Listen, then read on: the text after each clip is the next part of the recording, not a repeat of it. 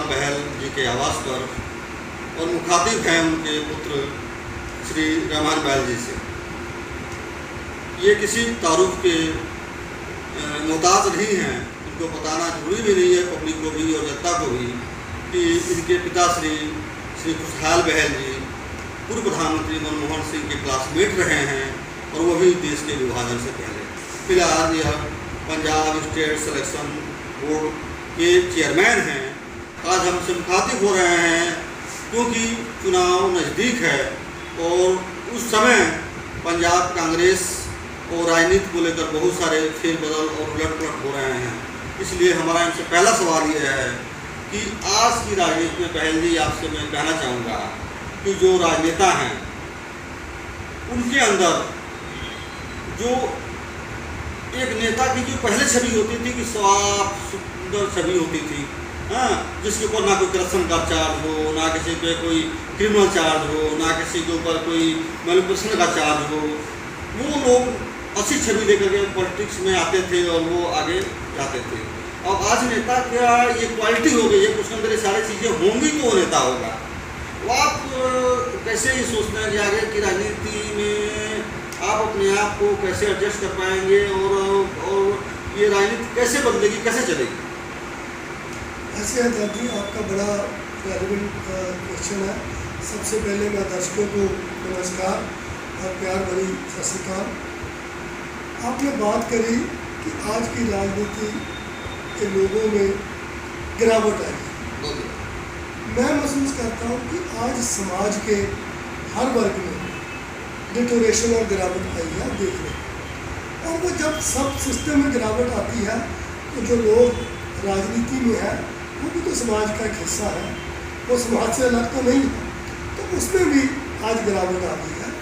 और मैं समझ रहा हूँ कि ये बहुत चिंता का विषय है, क्योंकि जो लोग दो लफ्ज़ होते हैं, एक राजनीतिक और एक पब्लिक लाइफ। जो पहली पीढ़ी थी जिसकी आप जिक्र कर रहे थे वो पब्लिक लाइफ में ज़्यादा बिलीव करते थे और आज लोग राजनीति में ज़्यादा बिलीव करते हैं। मैं समझ रहा हूँ कि ये गिरावट होनी नहीं चाहिए थी, क्योंकि जो राजनीतिक लोग हैं वो सारे सिस्टम को गवर्न करते हैं और जिस वक्त गवर्न करने वाले लोगों में गिरावट आ जाए तो स्वाभाविक है कि वो सिस्टम भी सारा बिगड़ जाएगा। आज राजनीति में पैसे का प्रभाव, बहुबलियों का आना, ये एक चिंता का विषय है और मैं समझता हूँ कि इस पे हमें ज़रूर सोचना पड़ेगा।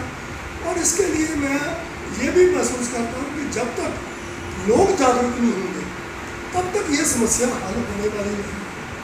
और जो लोग हम राजनीति में, सियासी पार्टियों में काम करते हैं, हमारा सिर्फ मकसद रह गया है कि इलेक्शन लड़ो, सत्ता लो और उस सत्ता को फिर भोगो। हम लोगों को जागरूक नहीं करते, हम लोगों को एजुकेट नहीं करते। और मैं ये भी विश्वास रखता हूँ कि चाहे जितनी भी मर्जी गिरावट आ जाए, अगर एक इंसान अपने इरादे में दृढ़ हो कि उसने अपने आप को ठीक रखना है, स्वच्छ रखना है, तो ऐसी कोई बात नहीं। कई बारी आप जो चीज़ हासिल करना चाहो ना भी हो सके, पर जो अपने मीन्स हैं, अपने रास्ते हैं, उससे कभी ना बढ़े। और इसलिए मैं महसूस करता हूँ कि ये जो गिरावट है ये भी आज लोगों में भी इस बात की चर्चा है। आज लोग जागरूक हो रहे हैं और लोग समय आने पर ये चीज़ का भी ज़रूर फैसला करेंगे। तो रमन जी, आप जाहिर सी बात है कि आपके पिताजी से खुशहाल बहल जी मिनिस्टर भी रहे, MLA भी रहे, आप भी विधानसभा में जाने के बारे में सोच रहे हैं और आपने इलेक्शन लड़ा भी है। अब आप अगर विधानसभा में जाने के लिए इलेक्शन लड़ते हैं तो आपका सामना उन लोगों से होगा जो लोग राजनीति के जो मूल्य हैं उन मूल्यों को किनारे रख करके ऐसे तत्वों को अपने साथ लेके चल रहे हैं जो सब कुछ कर सकते हैं सत्ता के लिए। तो आप उनसे किस तरह से फाइट कर पाएंगे? देखो दादी, जमहूरियत में सबसे ज़्यादा शक्ति होती है लोगों की शक्ति, लोगों का मत। हम किसी वक्त भूल जाते हैं कि हम सत्ता में हैं और इसके मुताबिक सारी चीज़ें चलेंगी, पर ऐसे होता नहीं है।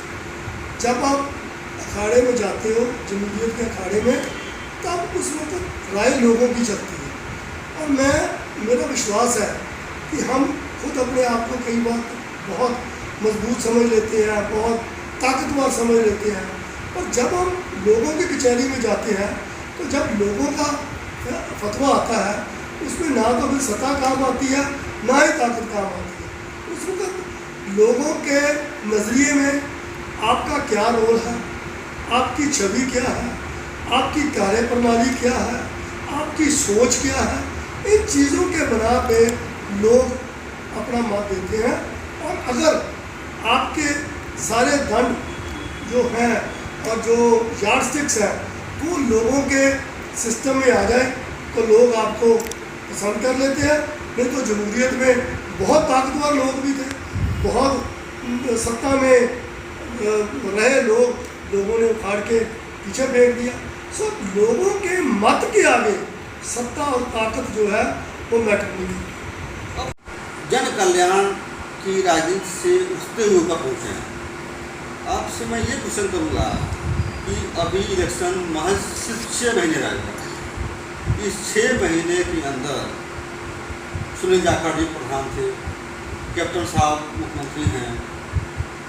इसके बीच में कैप्टन नवजोत सिंह सिद्धू की जो एंट्री है, उस एंट्री के बाद जो राजनीतिक समीकरण बने हैं, मुझे लगता है कि इससे पार्टी की छवि अच्छी होने के बजाय कुछ खराब हुई है। आप इसको किस रूप में देखते हैं? देखिए, सिद्धू साहब का आना और ये सारी बात का होना ये कांग्रेस हाईकमांड के फैसले, और मैं समझता हूँ कि कांग्रेस हाईकमांड जो फैसला लेती है उनके हिसाब से वो पार्टी की बेहतरी के लिए होता है।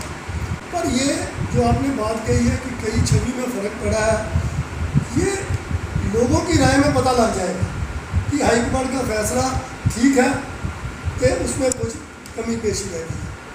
मेरा दादाजी एक मानना है कि कांग्रेस पार्टी का एक इतिहास है, उसकी एक आइडियोलॉजी है, और कुछ समय से ये देखने में आया है कि कांग्रेस में आइडियोलॉजी की बात कम होती चली जा रही है। उसमें उनको भी आज कहीं ना कहीं वो बैक सीट पर चले गए, पीछे चले गए, क्योंकि वो लोग ऐसे थे जिन्होंने कांग्रेस के ढांचे में रह के कांग्रेस की आइडियोलॉजी को आगे रख के किया था, और वो लोग आज कहीं ना कहीं सीन से पीछे हुए भी सोचना पड़ा। और मैं तो आप महसूस करता हूँ कि जो ट्रेडिशनल कांग्रेसमैन है उनको पीछे छोड़ा जाता है। मैं तो 4.5 साल हो गए गुरदासपुर में, शायद एक भी बार कांग्रेस के किसी फंक्शन में मुझे इनवाइट नहीं किया गया। तो इसी हिसाब से आप हिसाब लगा सकते हो कि कांग्रेस का क्या सिस्टम चल रहा है। अब ये देखिए, ये हम इंटरव्यू नहीं कर रहे हैं, ये पार्टी को लेकर के, पार्टी के पोर्टफोलियो को लेकर के, पार्टी के वर्क कल्चर को लेकर के, और पार्टी के जो रूलिंग लोग हैं उन रूलिंग लोगों के बिहेवियर को लेकर बात कर रहे हैं। ये जो बिहेवियर है, आप देख रहे हैं कि गुरदासपुर में बहुत जोर से आवाज़ उठाई गई कि हमने 28 के 28 कॉन्स्टिट्यूंसी जीती, सारे म्यूनसिपल काउंसिल मेरे अपने हैं। और आज के डेट में जितने म्यूनसिपल काउंसिलर हैं 28 के 28, जो अगले विधानसभा इलेक्शन में पार्टी के लिए वोट कन्वर्ट करेंगे, उनके पास सिर्फ स्टैम्प पैड है। वो अपने गली में अपनी मर्जी से ना तो एक बल्ब लगवा सकते हैं, ना एक गली बनवा सकते हैं, ना ही किसी बंदे का कोई काम कर सकते हैं। तो वो सिर्फ जो है आपको उनको 500 या 1500 का महीना पेंशन मिलता है, इसी के लिए वो MC बने हैं। ये वो पब्लिक लीडर तो नहीं रह गया ना। तो ये सत्ता का जो एक केंद्रीकरण हुआ है, सत्ता जो एक जगह एक स्टैंड पर खड़ी हो गई है, इससे वो 28 वार्ड और 27 वार्ड के म्यूनसिपल काउंसिलर के बारे में आप क्या कहेंगे? देखो, मैं तो ये महसूस करता हूँ, और आप खुद MC थे, आप खुद प्रधान हैं। मैं तो शुरू से ये महसूस करता हूँ कि ये जो हमारी बेसिक डेमोक्रेटिक इंस्टीट्यूशन है, जिसे हम पंजाबी में मुंडली जमहूरियत कहते हैं, उसको बहुत बड़ा धक्का लगा है। आप म्यूनसिपल कमेटी की बात तो करते हो, आप हमारे पंचायती राज में देख लो, हमारे तकरीबन कितनी ग्राम पंचायत हैं, पिछले 15 साल से मैं एक बात की बात नहीं करता, पिछले 15 साल से, चाहे वो पिछले 10 साल अकाली दल के थे या 5 साल ये थे, इसमें हमारे जो वोट का राइट था लोगों का गांव में, वो भी छीन लिया गया। हमारे पंचायत इलेक्शन नहीं हुए। जब लोग वोट नहीं डालेंगे, इलेक्शन नहीं होंगे, तो जो लीडरशिप आएगी वो रिस्पॉन्सिबल कैसे होगी? मसल पावर का जोर हो गया। और जब राजनीति मनी ओरिएंटेड होके रह गई और लोक सेवा की तरफ नहीं रही, तो ये सारी प्रॉब्लम सामने आएगी। देख रहा हूँ जो भाजपा के टकसाली नेता हैं, उनका खानदान, उनका परिवार कांग्रेस का टकसाली हो गया है, और वो आधी फैमिली, भाजपा की आधी फैमिली कांग्रेस की, इसलिए कि किसी का ठेका चल रहा है, किसी की दुकान चल रही है, किसी को टेंडर मिल रहा है, किसी का प्रिंटिंग प्रेस चल रहा है, तो इसलिए अब जो है कि तो पुराने कांग्रेसी जो हैं, जो मूल्यों की राजनीति करते थे, वो तो गायब हो गए ना। वो कारण ये हुआ ना जी, क्योंकि आज सियासत, मैंने आपको पहले बताया कि मनी ओरिएंटेड हो गई। और अब जब राजनीति को, सत्ता को आप पैसे के लिए यूज़ करोगे और लोक सेवा के लिए नहीं यूज़ करोगे, तो फिर ऐसे एलिमेंट्स आगे आएंगे। यहाँ तक कि उन्हें बुलाने की बात छोड़िए, राय तक नहीं दी जाती।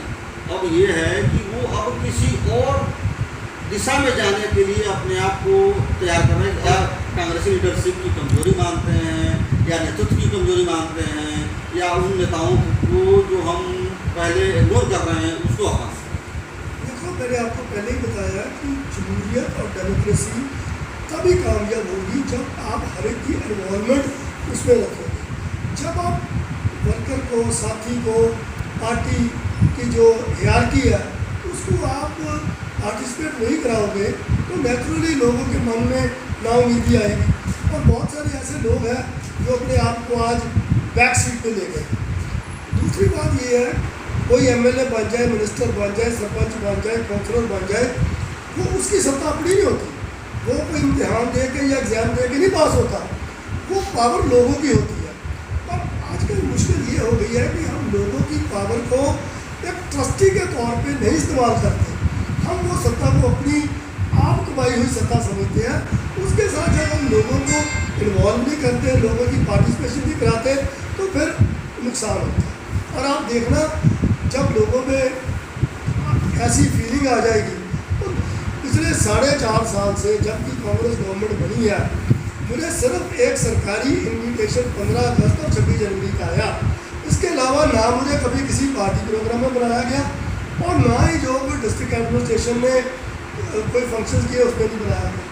अगर एसएस बोर्ड के चेयरमैन का ये हाल है, तो जो बाकी कांग्रेसी है वो आप उनकी पोजीशन समझ सकते हैं। अब इस कहने का कि यहाँ के एमएलए बलदेव सिंह पहाड़ा के भाई, बलदेव सिंह पहाड़ा जो नगर काउंसिल के चेयरमैन हैं, मिल्क प्लांट गुरदासपुर के भी चेयरमैन थे, उनको थ्रेट किया गया फ़ोन करके, और वो कॉल्स आई हैं। उन्होंने यूथ कांग्रेस की सारी लीडरशिप जा करके एसएसपी को ज्ञापन देती है, और सब कुछ होने के बाद भी आज तक उनकी कंप्लेन के ऊपर कोई एक्शन नहीं हुआ, पर्चा तक दर्ज नहीं हुआ, वो बंदे आइडेंटिफाई तक नहीं किए गए। तो क्या ये माना जाए कि ये एडमिनिस्ट्रेशन का फेलोर है या पॉलिटिकल जो मुझे उसकी बैकग्राउंड नहीं पता। किसी को थ्रेट करना तो वैसे ही मैं समझता हूँ अच्छा नहीं होता। आज पार्लियामेंट्री लैंग्वेज यूज़ करना किसी के लिए भी ठीक नहीं, पर हमें ये सोचना पड़ेगा कि हमारे समाज में ये फ्रस्ट्रेशन आई क्यों? आज दहशत का माहौल है, और सत्ता के सहारे जब दहशत आती है तो उसमें लोगों की मुश्किल आती है। आज लोग अपने आप को किसी वक्त आज़ाद नहीं समझते। ठीक है, डेवलपमेंट भी ज़रूरी है, बाकी काम भी ज़रूरी है, पर डेमोक्रेसी में लोगों को आज़ाद रखना, लोगों की बात कहने का हक रखना, लोग अपने आप को इंडिपेंडेंट महसूस करें, ये भी एक डेमोक्रेसी का बहुत बड़ा अंग है। और लीडरशिप को ऐसे काम करने चाहिए, ऐसी सोच रखनी चाहिए जिसमें ये सारी चीज़ें भरपूर समाज को मिलें। मेरे लिए तो ये जो राजनीति है, ये एक लोक सेवा का एक माध्यम है, और मैंने अपनी ज़िंदगी में उस माध्यम को अपनाया है और आगे भी अपनाता रहूँगा। और मैं हमेशा, मेरी कोशिश रहेगी कि राजनीति ऐसी हो जिसमें लोगों की भलाई हो, लोगों की पार्टिसिपेशन हो, लोग आज़ादा तौर पे रह सके, जो हमारी डेमोक्रेटिक इंस्टीट्यूशंस हैं वो फले फूले और लोगों में डर का माहौल ना हो, लोग अपने हिसाब से अपने कारोबार कर सके, अपने काम कर सके, उसमें किसी किस्म की पॉलिटिकल इंटरफेरेंस। रमन जी, एक मैं आखिरी सवाल करूँगा आपसे, क्योंकि बातचीत हमारी बहुत लंबी होती जा रही है। तो मेरा ये सवाल, सबसे बड़ा सवाल ये है कि क्या जो अगला विधानसभा इलेक्शन है वो आप गुरदासपुर से लड़ेंगे? ये फिर आपने जो सवाल किया है, मैं ये गुरदासपुर के अवाम पे छोड़ता हूँ। मैंने हमेशा, मेरे परिवार ने, मेरे बुजुर्गों ने भी जैसे अवाम ने साथ दिया वो किया। अगर अवाम चाहेगा कोई लोगों की सेवा करने का मौका देना, तो ज़रूर कोशिश करूँगा कि वो सेवा के माध्यम के लिए प्रयास करे। पर ये लोगों पे और मेरे अवाम पे, मेरे इलाके पे, साथियों पे डिपेंड करेगा। तो जैसे जो दिशा निर्देश मुझे देंगे उस हिसाब से राजनीति मुद्दों पे होनी चाहिए, इशूज़ पे होनी चाहिए, लोगों की भलाई के लिए होनी चाहिए, वेलफेयर के लिए होनी चाहिए। आज मसले लोगों के खड़े हैं, गरीबी बढ़ रही है, कॉमन मैन को आज मुश्किलें सामने करनी पड़ रही है, गरीब आदमी के इलाज की मुश्किल है, उसके बच्चे की पढ़ाई की मुश्किल है। आज मसले तो यहाँ पे खड़े हैं। ये मसलों को कैसे एड्रेस करना है, सबसे बड़ी जिम्मेवारी लीडर्स की है। आज इन इश्यूज को हम छोड़ के अगर हम आपस में कोई बात करते हैं तो मैं समझना कि वो जमहूरियत के लिए अच्छी बात है। क्या लगता है कि बटाला को जिला बनाने की मांग जायज़ है या? तो मैंने आपको पहले ही बता दिया कि गुरदासपुर का फर्दर डिवीज़न बिल्कुल नहीं होना चाहिए। गुरदासपुर डिस्ट्रिक्ट ने सफ़र किया है, सबसे पहले 1947 में, उसके बाद 1966 में जब स्टेट रीऑर्गेनाइजेशन हुई, और फिर 2011। 3 बारी तो इसके टुकड़े हो चुके हैं। और आप इसको और फर्दर आप डिवाइड करोगे तो गुरदासपुर का अस्तित्व भी खत्म हो गया। उससे चल के डलहौजी तक जाती थी और उसके बाद काट के दुलेरे तक आ गई, अब परमानंद तक आ गई। सो अगर परमानंद से भी हम इसको काट के धारीवाल तक कर देंगे और धारीवाल भी बटाले में चले गया तो गुरदासपुर का अस्तित्व भी खत्म हो जाएगा। सो मेरी अपील है इन लीडर्स को कि गुरदासपुर को डिवीज़न जो फर्दर है वो ना करें, इसको ऐसे किसी चलते। नुकसान तो ऑलरेडी पार्टी का हो गया। देख रहे हैं जनतंत्र न्यूज़ और मैं हूँ शिवेश दत्त। मेरे साथ बातचीत कर रहे थे कांग्रेस के बहुत ही सीनियर, सूझवान और सांस्कृतिक नेता रमन बहल जी।